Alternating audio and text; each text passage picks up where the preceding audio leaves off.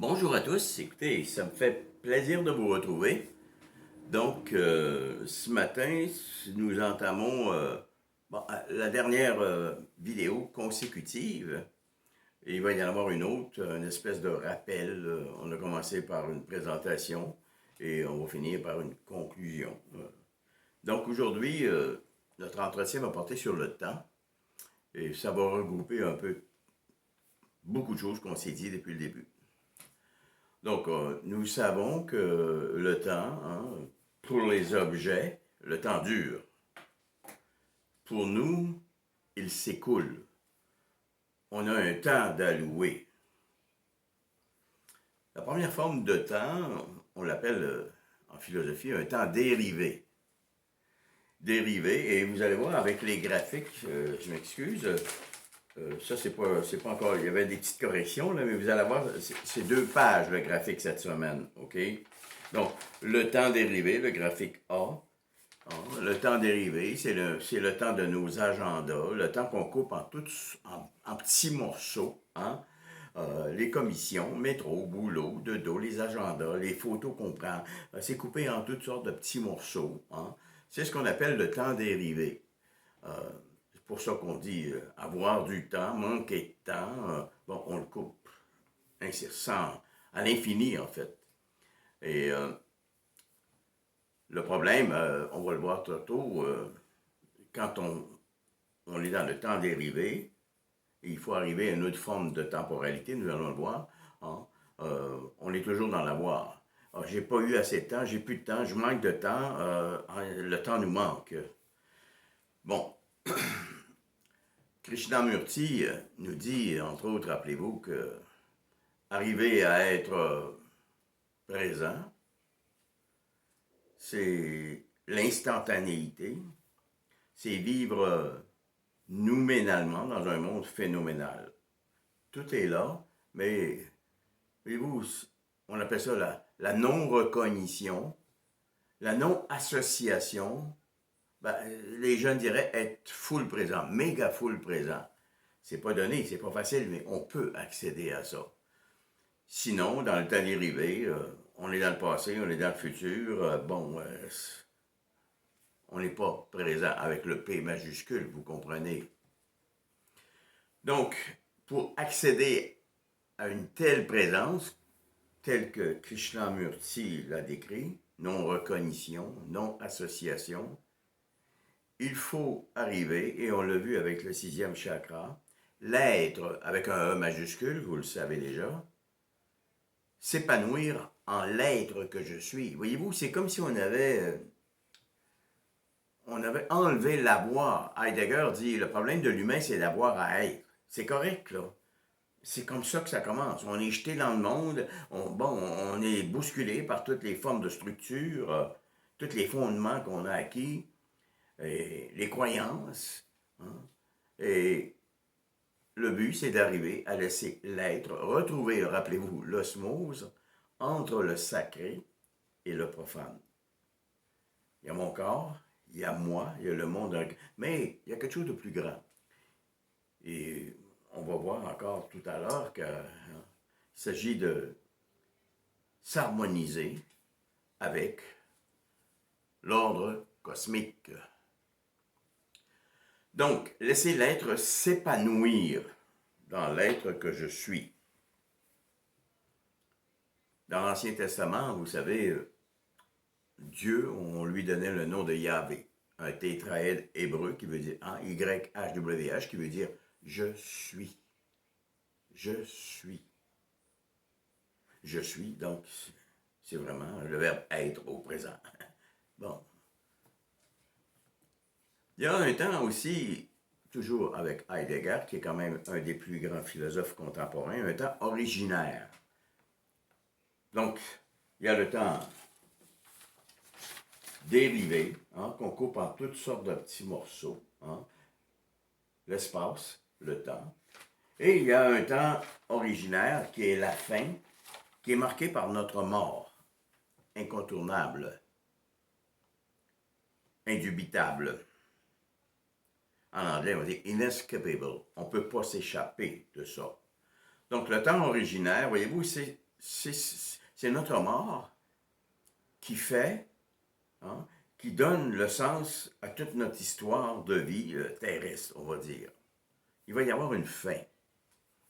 Donc, un temps originaire à la fin et un temps dérivé. Et nous inscrivons notre histoire terrestre dans cet espace-là.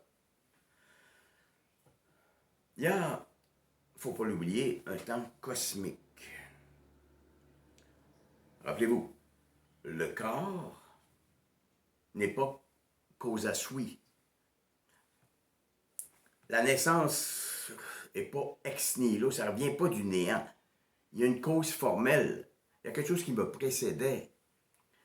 Et rappelez-vous, ça c'est la conscience universelle, le champ électromagnétique universel, le monde, le royaume des morts, le royaume des esprits, tout ça, ce sont les consciences des 100 milliards d'humains qui nous ont précédés, de tout ce qui vivait, hein, parce que les électrons, on le sait depuis le début, sont éternels. Donc, il y a un temps cosmique. Et rappelez-vous le bel exemple que je vous ai donné, là. J'ai dit le bel exemple. C'est que, imaginez votre petite fille ou petite nièce de 6 ans ou 7 ans, aujourd'hui en 2023. Imaginez le même enfant en 1023. Imaginez le même enfant en 3023. Écoutez, de 1023 à 3023, ces enfants-là, et à 2023, sont plus délurés, hein? Plus on avance, plus ils sont comme, bon, c'est fascinant. Donc, en naissant, déjà, hein, il y a une mémoire, il y a quelque chose qui nous précède, hein, qui fait que. Donc, il y a une cause formelle à ma présence. C'est ce qu'on appelle à ma présence physique. Hein. Au-delà de ma présence physique, ça veut dire qu'il y a une cause métaphysique. Méta veut dire au-delà. Écoutez, c'est pas compliqué, on ne peut pas naître de rien. Si on pourrait naître de rien, tout pourrait naître de rien. Bon, ça se peut pas. Il y a dans l'univers un nombre d'atomes, il n'y en aura jamais plus, jamais moins. Tout est transformation. Donc, la façon d'accéder à ce temps cosmique, on en a parlé déjà, hein? En fait, il faut trépasser, hein, de notre vivant. Très, ça veut dire aller au-delà. Hein? Donc, ça veut dire qu'il nous faut impérativement intégrer la question de notre propre mort au plan terrestre, physique. On a un temps d'allouer, c'est fait. Mais on n'a pas à se questionner sur ce qui se passe avant ou après, mais on sait que, hein, notre conscience n'est pas dans notre corps, notre âme n'est pas dans notre corps, c'est à l'extérieur du corps, hein, et ça va s'agglutiner, hein, à la conscience universelle, à l'âme de l'univers. Bon. Mais on a une fin historique en termes terrestres. Mais si on trépasse avant de décéder, avant de mourir physiquement, physiologiquement, on vient de mettre fin à notre histoire personnelle. Ça veut dire que notre histoire est sans fin. Ah. Et c'est pour ça qu'on, la haute peut dire que l'éternel coïncide avec le Tao. Ça veut dire que si on a été capable de mettre en pratique le Tao, un Tao intégratif dans notre vie, dans toutes les sphères de notre vie, y compris dans les deux dualités que sont mort et vie, en trépassant, écoutez, là, l'éternel coïncide avec le Tao, ça veut dire que là, la mort n'existe plus. La mort physique, ok? Donc, il y a une chose dont on doit se rappeler ici.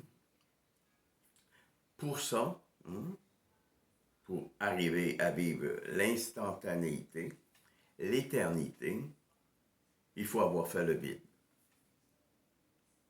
Rappelez-vous, c'est le vide qui appelle à la plénitude, à l'instantanéité. Donc, on sait, en partant, que le temps dérivé, que l'ego, hein, structure le temps. Passé, futur, je vais aller là, on va faire ci, on va accumuler ça, on va acheter ça, on va... Non, c'est le propre de l'ego d'instaurer un triptyque, si vous voulez, temporel, passé, présent, futur. Donc, tout le temps qu'on est là-dedans, on est incapable d'instantanéité, de vivre le moment présent, de vivre la plénitude, de laisser l'être s'exprimer en l'être que je suis.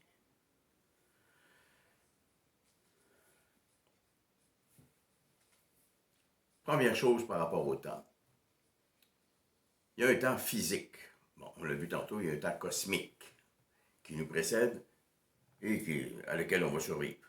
Hein? Le temps cosmique est là, je suis là, hein?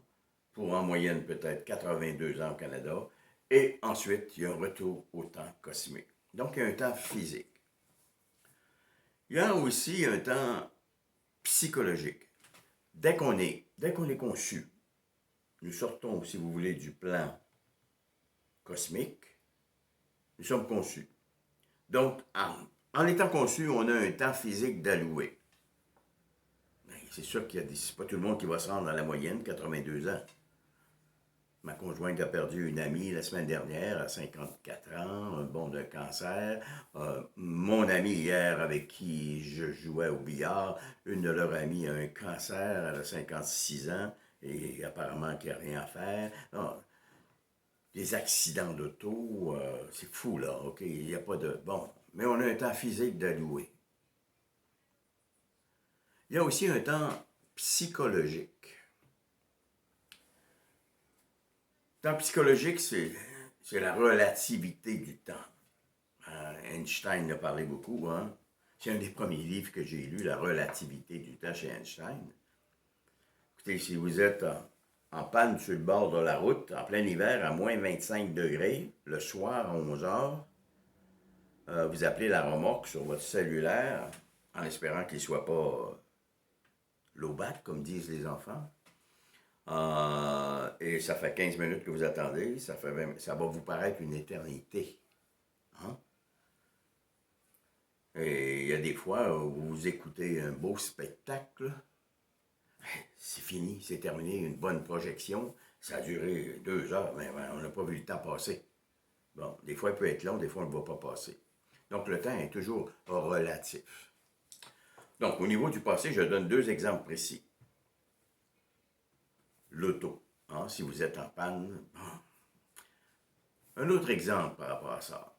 Supposons que vous avez eu un accident d'auto malencontreux. Vous avez manqué d'attention et cet accident a causé la mort d'une personne. Ça arrive, là. Écoutez, c'est pas facile à oublier, là. Il se peut que vous soyez affecté par ça. Que vous aviez des sentiments, la culpabilité, des remords, bon, ainsi de suite. Il se aussi, on va en prendre un autre plus positif, vous avez atteint une espèce de notoriété, que ce soit dans des études, dans un poste. Il y en a des gens qui vont s'enfler la tête avec ça. Hein, mon père disait, il ne porte plus à terre. Hein. Donc, voyez-vous, ces choses-là, les événements qui se sont passés, peuvent influencer tout votre futur et faire de vous une personne condescendante, une personne, anxieuse, culpabilisée par les remords, bon. D'un autre côté, au plan futur, supposons que là, vous avez acheté vos billets, c'est confirmé sur Internet, vous avez votre... vous partez pour Hawaï dans 3 semaines.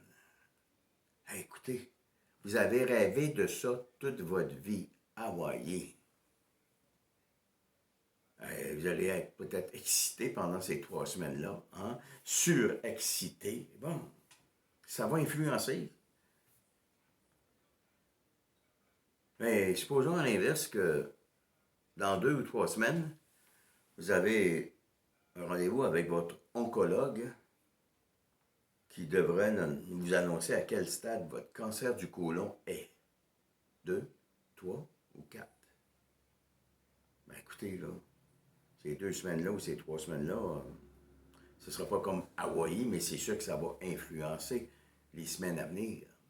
Donc, voyez-vous, le temps psychologique joue. Le temps physique. Donc, dès que nous naissons, dès que nous sommes conçus, il y a le temps cosmique qui nous précède, parce qu'on ne vient pas de rien. Et là, s'ajoute le temps physique et le temps psychologique. Et rappelez-vous, là, tous ces événements-là que je viens de donner, ces exemples, l'auto, la gloire, Hawaï, le cancer du côlon, toutes ces choses-là, on en vit, on est là-dedans tous les jours, là, OK? Ça meuble le temps dérivé, si vous voulez. Et là, des fois, là, on passe notre temps à jongler avec tout ça. Et on n'est pas nécessairement présent avec un P majuscule. Vous savez, le problème avec l'humain, hein? On peut être là sans être là. Vous parlez à quelqu'un, et au bout d'une minute, il dit « Ah, excuse-moi, Majala, c'est quoi tu disais, j'étais ailleurs? » C'est le problème avec l'humain. On peut être là sans être là. Obsédé. Obsédé par des choses passées ou des choses à venir. Okay? Qui viennent relativiser le temps et nous empêcher de vivre, d'accéder à l'instantanéité, ici, maintenant, à accueillir. Mais voyez-vous, toutes ces choses-là empêchent le vide. Et si le vide n'est pas là, la plénitude ne peut pas être là. Donc, temps physique, temps psychologique. On a vu ensemble tout le long de nos entretiens l'importance d'intégrer les choses passées, les choses futures, surtout, l'importance de dissoudre l'ego. L'ego, on va dire, je parle comme Boucardieff, c'est le faiseur de temps. L'ego se nourrit d'idéal. Hein? On projette. Bon, c'est correct. Mais à un moment donné dans la vie, et rappelez-vous, le mi-temps de la vie est une étape importante. L'épreuve est importante. La mort des parents, il y a la naissance d'un premier enfant. Et il y a des étapes dans la vie qui, des fois, nous amènent à nous questionner, pour nous amener à faire le deuil, à intégrer notre propre mort. Ça veut dire accéder, rappelez-vous les 2 mots importants, à l'impermanence. Tout est impermanence. Il n'y a rien qui va durer. Et à la vacuité. Pas d'attente. Zéro attraction, zéro répulsion. Arriver, c'est ce que j'ai appelé un taoïsme intégratif. Et le taoïsme intégratif, qui va englober toutes les autres, fondamentales, si on pourrait dire, c'est d'intégrer la question de la vie et de la mort. En trépassant, en comprenant que nous avons un passé cosmique et un futur cosmique, bon, ça devrait aider à résoudre cette angoisse existentielle, l'angoisse de mort. Ça devrait. Mais c'est pas donné à tout le monde, c'est pas facile, écoutez, on s'attache, on crée des liens, bon, parce que ça veut pas dire de ne pas créer des liens, mais rappelez-vous, ça veut pas dire de pas, mais d'une façon équilibrée.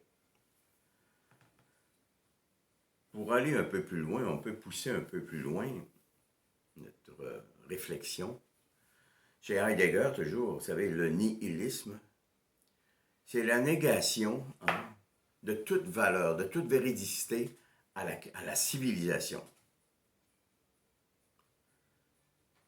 Nous allons disparaître. C'est la civilisation pour Heidegger, c'est l'expression passagère d'un vivant. Bon, moi je le vois demain, j'ai passé de telle période, 1948, à aller, bon, chacun de nous, l'expression passagère d'un vivant.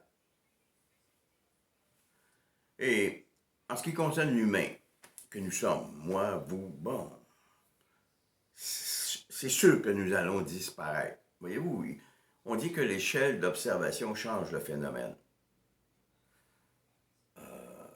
Il faut sortir un peu, pousser plus loin un peu notre réflexion. Et c'est ça qui nous amène à la compréhension du monde, de l'existence, un peu plus de sagesse, et peut-être d'accéder, de retrouver l'osmose perdue entre le sacré et le profane. Au plan humain, la pollution. Déjà, ce qu'on mange, vous le savez, bon, écoutez, il y a tellement d'affaires là-dessus, la pollution. On écoute des fois des émissions, souvent, on n'a pas la télévision régulière, mais on a Netflix et YouTube, on écoute des émissions dans certains pays. Écoutez, ici, peut-être qu'on ramasse nos vidanges, là, nos égouts, nos aqueducs, mais écoutez, il y a des places dans le monde où il n'y a pas 300 000 personnes comme au Saguenay-Lac-Saint-Jean, là. On parle de 18 millions, de 20 millions et davantage. Et là, écoutez, c'est la pollution. Le nucléaire. Ouais. Le nucléaire. La Terre est une bombe atomique. Oui, il y a des bienfaits au nucléaire. Mais, excusez. Excusez-moi. Mais, écoutez, les bombes atomiques, non.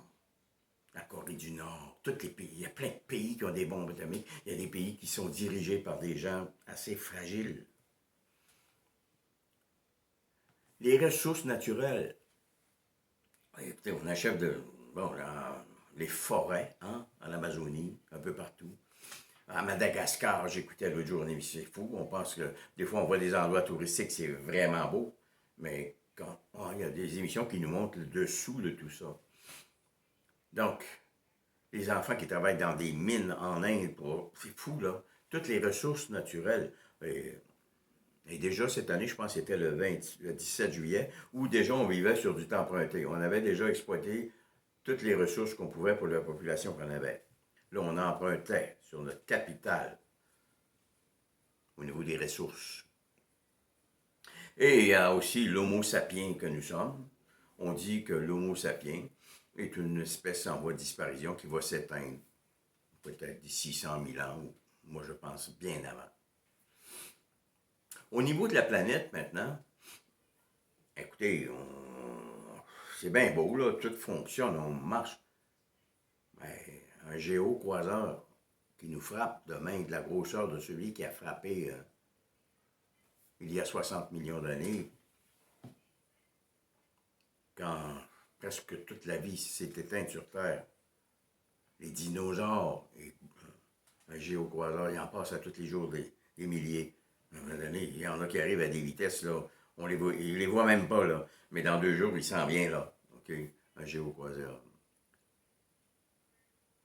Il y a le refroidissement du noyau central de la Terre. La géothermie, vous connaissez ça? Il y a des maisons qui se chauffent avec ça. Le centre de la Terre, c'est une boule de feu. Le refroidissement. Ah, ça va jouer sur nos... L'inversion du champ magnétique. La galaxie d'Andromède devrait bouffer notre galaxie, la Voie lactée, d'ici 2,5 milliards d'années. Ça, c'est sûr. Elle s'en vient. Elle s'en vient. Ça va être un choc épouvantable. Vous avez beau avoir une abri souterrain, là. C'est fou, là. Oubliez ça. La dernière chose la plus importante, on va dire, on ne s'échappera pas de ça, c'est que le Soleil, dans 4 milliards d'années, notre Soleil devrait être éteint.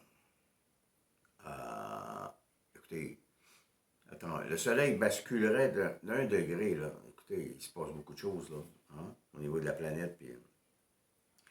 Donc, quelqu'un disait à un moment donné qu'on est peut-être... l'homme est un milliardaire du temps. Ben oui, on a 13,7 milliards d'années. Bon, l'ego, c'est le summum. Nous sommes le summum du macrocosme. Mais on est un pouls dans l'univers. Okay? Un astéroïde qui arrive, c'est... Imaginez-vous quand vous vous en allez à 120 km/h, puis il y a une mouche noire qui frappe dans votre pare-brise. Ben, c'est à peu près ça, là. Okay? Donc, le temps. Il y a donc, rappelez-vous, un temps dérivé qu'on coupe avec nous. Écoutez, j'ai des amis qui étaient allés en Europe 2 semaines. Ils sont arrivés, ils avaient pris 3000 photos. Ça veut dire tout le temps qu'ils ont été à Paris, là, il y avait toujours entre eux et un appareil photo. Et quand ils arrivent à la maison, ils n'ont même pas le temps de les regarder. Ils n'ont même pas le temps de les... Ils sont dans la cour, puis ils posent des petits-enfants, posent ci, posent ça. Ça finit plus. On coupe le temps en toutes sortes de petits morceaux. Nos agendas. On snap. Hein? Vous allez sur Internet, je ne l'ai pas là, mais je le fais aussi. Mais voyez-vous, il y a toujours une question d'équilibre là. Okay? Donc, le temps dérivé, il y a un temps physique qui nous est alloué quand on vit au monde, une moyenne, qu'on gaspille bien souvent dans toutes sortes de futilités, hein, dérisoires. Donc, il nous faut arriver à nous sortir de ça et arriver à vivre la présence, l'instantanéité. Être en osmose avec, faire en sorte que l'être, avec un... Hein, que je devienne, comme je l'ai dit, un artisan de l'être, dans ma manière d'être. On a comme chassé l'avoir de l'avoir à être. On n'a pas à avoir à être. Oui, au début de notre vie. Mais rappelez-vous, vers le mi-temps de la vie est important, on est appelé à se spiritualiser. Donc, c'est le temps. Vous avez le document ici. Document, je pense, qui résume assez bien tout ce que je viens de vous dire. Hein. Le temps comme présence, temps dérivé, temps originaire, temps linéaire. L'ensemble des vécus du quotidien, bien souvent futiles et dérisoires, qui s'agglutinent à notre histoire personnelle et inconsciemment à notre histoire cosmique. Moi, ce que j'ai fait depuis 30 semaines avec vous, c'est de vous amener à être conscient de ça. Donc ici, voyez-vous, on saute d'un véhicule à l'autre. Bon, c'est le temps. On écoule notre temps.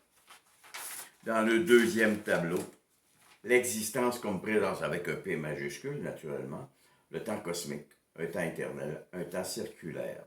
L'ensemble des vécus du quotidien se produisant désormais dans l'instantanéité, s'agglutinant à notre histoire personnelle et consciemment à l'histoire universelle, en un temps, en un moment, si vous voulez, éternel, où espace-temps sont annihilés. Donc, ici, on vit chaque moment comme ça, tout est coupé, entrecoupé. Hein? Bon. Et plus on coupe le temps, plus on pense qu'on va en avoir. Hein? C'est comme infini. Si vous le coupez en 1 million de morceaux au lieu de 2 morceaux, ben, il vous en reste pas mal. Il y en a 2 sur 1 million de passés, il vous en reste 999 998. Ici, dans le graphique, voyez-vous, là, je l'ai enlevé, espace et temps. Ici, au lieu d'être tout coupé en petits morceaux, j'ai ça, les points noirs dans le blanc. Hein, ce sont les vécus, excusez-moi, au quotidien. Ce sont les vécus au quotidien que l'on vit ici, maintenant. Et c'est ça, l'instantanéité. Donc, je vous laisse là-dessus. La semaine prochaine, la dernière vidéo, un rappel qui va englober un peu tout ce qu'on s'est dit et qui devrait vous plaire parce que vous allez retrouver tous les mots, vous allez voir à quel point vous avez compris. Donc, je vous souhaite une bonne semaine. Merci beaucoup et à la semaine prochaine.